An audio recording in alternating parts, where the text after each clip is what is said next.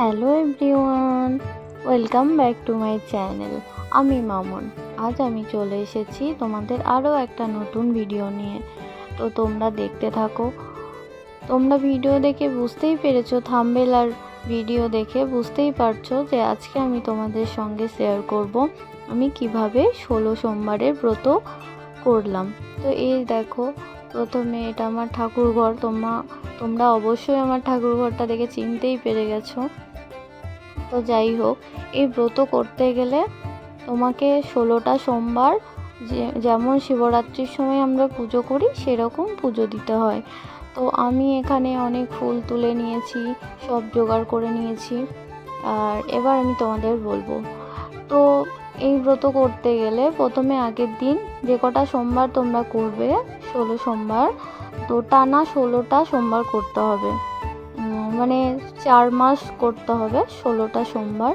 তো আগের দিন নিরামিষ অবশ্যই খেতে হবে এবং এই সোমবার করে সারাদিন পুজো উপোস থেকে সন্ধ্যাবেলায় পুজো করে, কিংবা আমি আমার টাইম মতো করেছিলাম, পুজো করে সন্ধ্যাবেলায় প্রসাদ পেয়েছিলাম। আর এরপর আমি সব জোগাড় করে নিয়েছি পুজোর। এবার এখানে আমি কৈলাস অঙ্কন করছি, চারিদিকে ত্রিশূল এঁকেছি। আর এটা হলো অশ্বগন্ধা।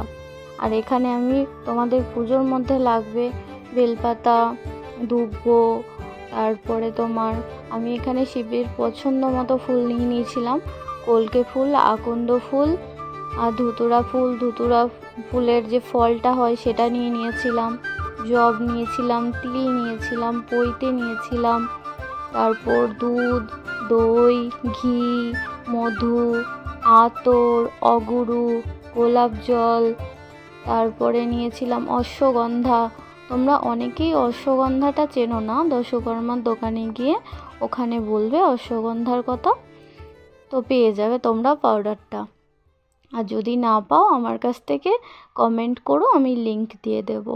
তারপর তোমরা নেবে গঙ্গার জল, তারপর ডাবের জল, এগুলো আমি সব জোগাড় করে নিয়েছিলাম। জোগাড় করে নেওয়ার পর আমি প্রথমেই আমার শিব ঠাকুরকে পরিষ্কার করে নিই। পরিষ্কার করে নেওয়ার পর একটা সিংহাসন কিংবা নর্মাল যেমন বসানো থাকে বসিয়ে পরিষ্কার করে নেওয়ার পর প্রথমে আমি অভিষেক করাই। অভিষেক করার নিয়ম আমি যেরকম জানি আমি সেটাই তোমাদের সঙ্গে শেয়ার করছি। প্রথমে যদি আমরা মধু দিয়ে অভিষেক করাই, তারপরে আবার আমরা গঙ্গার জল দিয়ে দেবো, মানে ধুয়ে দেব।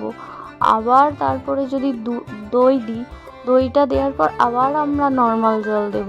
এরকম করে আমরা যে কটা জিনিস দিয়ে অভিষেক করব তারপরে আমরা জল দেবো এবং লাস্ট বেলায় সেটা আমরা ভালো করে ধুয়ে ফেলবো। ঘি, মধু যা যা আছে, যা যা দিয়ে অভিষেক করা হয়, তো দেওয়ার পর আমরা ধুয়ে ফেলবো এবং ভালো করে স্নান করানোর পর এবার আমরা পুষ্প অভিষেক একটুখানি ঘি মাখিয়ে ভালো করে মুছে নেব। প্রথমে শিব ঠাকুরটাকে সুন্দর করে মুছিয়ে নেব, একটা শুদ্ধ বস্ত্র দিয়ে মুছিয়ে নেওয়ার পর একটু ঘি মাখিয়ে দেব। ঘি মাখিয়ে দেওয়ার পরে এই যে অশ্বগন্ধাটা আছে এটা দিয়ে আমি তিলক করে দিই। তিলক করে দেওয়ার পর এখানে পৈতে দিয়ে দেব। পৈতে দেওয়ার পর মালা পরিয়ে দেব, ফুল দিয়ে অভিষেক করিয়ে দেব এবং সুন্দর করে শৃঙ্গার করিয়ে দেব। শৃঙ্গার করার পর আমি বেশিরভাগ দিন ফল নৈবেদ্যই দিতাম। যেহেতু সারাদিন উপবাস থাকতাম, আমি শ্রাবণ মাস থেকে শুরু করেছিলাম এবং টানা 4 মাস ধরে করেছিলাম।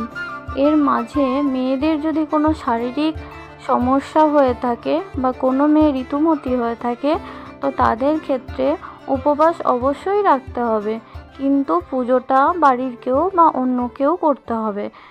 যদি কোনো কারণে যে কোনো একটা সোমবার মিস চলে যায়, তো সেই সোমবারটা আবার তাকে প্রথম থেকে 16 সোমবার শুরু করতে হবে, তাহলে এই ব্রতটা হবে না।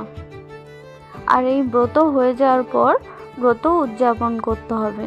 তো আমি কি করেছিলাম, প্রথম 4টে সোমবার আমি ফল আর ওই সাবু কলা খেয়েছিলাম। তারপরে দ্বিতীয় সোমবার সাবুর খিচুড়ি এটা খেতে পারবে তোমরা, কিংবা কিনোয়া, ডালিয়া, মানে পঞ্চশস্যর মধ্যে যেগুলো পড়ে না সেগুলো তোমরা, মানে আমি খেয়েছিলাম। আমি কোনো ভাত রুটি এসব কিচ্ছু খেতাম না। এইভাবে আমি ব্রতটা পালন করেছিলাম। এই 16 সোমবার ব্রতের ফল শুনেছি অনেক, এবং আমার মতে মনে হয় মন্ত্র, নিয়ম, আচার বিচার এসবের চেয়েও মনের ভক্তিটা সবচেয়ে বড় গুরুত্বপূর্ণ জিনিস। তাই আমি বলবো, আমার ব্যক্তিগত মতামত অনুযায়ী তোমরা ভগবানকে এত কিছু দরকার নেই, শুধু একটু ফুল জল তোমার সামর্থ্য মতো নৈবেদ্য দিয়ে তোমার মনের ইচ্ছা রেখো, এবং ভক্তিটা সবচেয়ে গুরুত্বপূর্ণ। তুমি যদি ভক্তি ভরে একটা বাতাসাও দাও তাতেও তিনি সন্তুষ্ট হবেন। কিন্তু তুমি যদি এলাহি আয়োজন করে তোমার যদি মনে ভক্তি না থাকে, তুমি কখনোই কিছু ফল প্রাপ্তি করতে পারবে না। আর আমরা যদি উপবাস থেকে, এবার অনেকের মনে হতে পারে যে উপোস থাকলে কি হয় না হয়। আমরা বৈজ্ঞানিক মতে সবাই জানি একদিন উপোস করলে আমাদের শরীরে অনেক জীবাণু নষ্ট হয়। আর দ্বিতীয়ত, যারা ভক্তি নিয়ে প্রশ্ন তোলে তাদের উদ্দেশ্যে বলবো, এটা সম্পূর্ণ নিজের ব্যক্তিগত ব্যাপার। আর এখানে গোলাপ ফুল, আমি এখানে শিবজিকে গোলাপ ফুল দিয়েছিলাম। শুনেছি বা জেনেছি গোলাপ ফুল দিলে যাদের সম্পর্কে খারাপ ভাঙন বা কিছু হয় সেগুলো নাকি ঠিক হয়ে যায়। যাই হোক, এই যে তোমরা তো দেখলেই আমি আমার মতো করে পুজোটা করলাম। হতেই পারে আমার কোনো ভুল টুক, আমি তো ব্রাহ্মণ নই, আর মানে সব জানতাও নয়, তাই ভুল হতেই পারে। তো আমি সব 16টা সোমবারই কিছু কিছু ভিডিও নিয়ে তোমাদের সঙ্গে শেয়ার করলাম।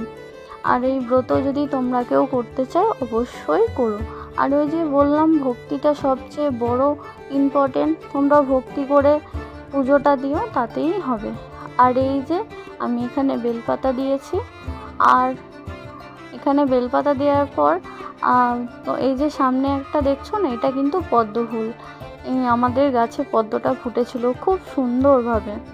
আর এখানে আমি চিনি দিয়ে দিচ্ছি, তোমরা চিনির বদলে অন্য শর্করাও দিতে পারো, অসুবিধা কিছুই হবে না। আর এই যে আমি এখানে অভিষেক করে নিচ্ছি, দেখছো তোমরা একবার করে কিছু একটা দিচ্ছি, চিনি দিলাম বা দই দিলাম, তারপরে আবার জল দিয়ে দিচ্ছি। তো এরকমভাবে পুজোটা করে নিচ্ছি। পুজোটা করে নেওয়ার পর এখানে আমি গোটা ফলই নৈবেদ্য দিয়েছি, তোমরা দেখতেই পাচ্ছ। তারপরে আমি ধূপ মোমবাতি, মানে যে যেরকমভাবে পারো তো আরতি করে নিয়েছি। আর এই যে বলছিলাম না যে একটা পরিষ্কার স্নান করানোর পর ভালো করে মুছিয়ে দেবে তোমরা, তো আমরা এখানে শিব ঠাকুরকে মুছিয়ে নিচ্ছি। যাদের যাই সমস্যা থাকুক না কেন, কেউ যদি মানে শিব ঠাকুরের এই ব্রত বা শিবের কোনো কিছু করো, তাদের জীবনের সব সমস্যা দূর হয়ে যাবে। তবে একটা কথাই বলবো, মনে যদি আমার খারাপ উদ্দেশ্য নিয়ে করি, কখনোই সেটা ভগবান মেনে নেন না, এবং সফলতা কখনোই তোমরা পাবে না। সেই জন্য বলবো, নিজের শুদ্ধ মনে এবং নিজের সব দুঃখ কষ্ট ভগবানের কাছে উৎসর্গ করে দাও। ভগবান হলো অন্তর্যামী, তারা নিশ্চয়ই জানেন যে কোনটা আমাদের লাইফে ভালো হবে এবং কোনটা খারাপ হবে। আমরা অনেক সময় আমাদের অজান্তেই আমরা আমাদের প্রিয় জিনিসটা চেয়ে বসি, কিন্তু তোমরা ভেবে দেখবে সেই প্রিয় জিনিসটা আমাদের জন্য সুইটেবল নাই হতে পারে, কিংবা আমাদের জন্য ক্ষতিকারক হতে পারে। সেই জন্য তোমরা অবশ্যই ভগবানের কাছে ভক্তি চাইবে এবং তোমাদের দুঃখ যন্ত্রণাগুলো বলবে, দেখবে অবশ্যই ভগবান তোমাদের মনের ইচ্ছা পূরণ করবে। তোমরা কে কে 16 সোমবার করেছো অবশ্যই কমেন্টে আমাকে জানিও, এবং আমার ভিডিওগুলো ভালো লাগলে অবশ্যই লাইক করে দিও। আর এই যে দেখতে দেখতে আমার এখানে পুজো প্রায় শেষের দিকে, আর এখানে আমি পুষ্প অভিষেক করছি। আর আমি খেয়ে নিয়েছিলাম সাবু, কলা, আর এখানে হলো আমি নারকেল কোড়া দিয়েছিলাম, সাবু, কাঁচা দুধ আর চিনি, আর এই যে গোটা ফল ছিল, এগুলোই খেয়ে থাকতাম আমি। আর ডাবের জল খেতে পারো তোমরা। আর এই যে তিনটে একসঙ্গে মিক্স করে মেখে অমৃত লাগে, জাস্ট অমৃত। আমি উপোস করতাম, বাড়ির সবাই খেত। তোমরা যদি খেতে চাও করে দেখো। ধন্যবাদ।